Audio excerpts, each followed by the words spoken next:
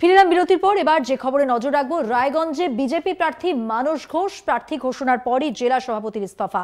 উত্তর দিনাজপুরের বিজেপি জেলা সভাপতি বাসুদেব সরকারের ইস্তফা পত্র পাঠালেন রাজ্য সভাপতি সুকান্ত মজুমদারের কাছে। রায়গঞ্জে বিজেপি প্রার্থী মানস ঘোষ প্রার্থী ঘোষণার পরই জেলা সভাপতির ইস্তফা।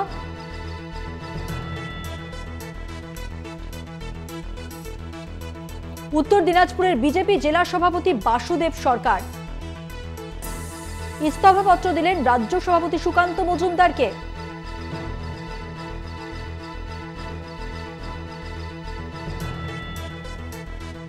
রায়গঞ্জের বিজেপি প্রার্থী মানস ঘোষ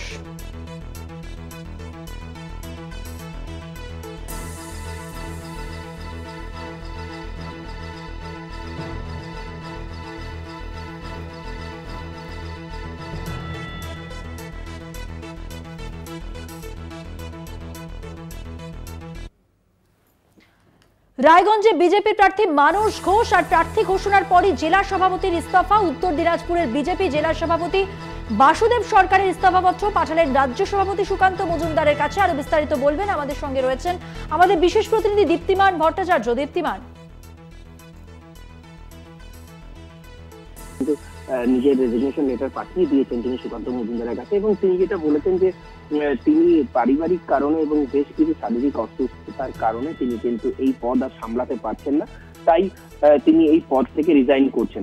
তবে ওয়াকিবহাল মহল বা সূত্র মারফত আমরা যেটা জানতে পারছি যে রায়গঞ্জে তিনি প্রার্থী হওয়ার প্রবল দাবিদার ছিলেন, এবং যখন তিনি দেখলেন কালকে যে তাকে প্রার্থী করা হয়নি, মনে করা হচ্ছে সেই কারণে অভিমান বশত তিনি পদত্যাগ করতে পারেন।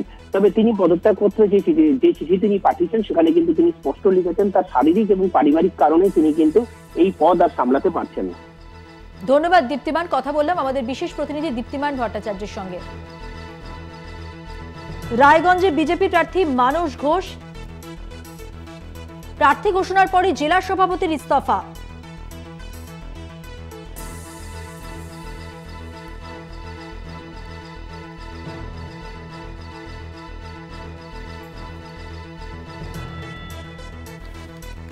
রায়গঞ্জে বিজেপি প্রার্থী মানস ঘোষ প্রার্থী ঘোষণার পরে জেলা সভাপতির ইস্তফা। উত্তর দিনাজপুরের বিজেপি জেলা সভাপতি বাসুদেব সরকারের ইস্তফাপত্র পাঠালেন রাজ্য সভাপতি সুকান্ত মজুমদারের কাছে।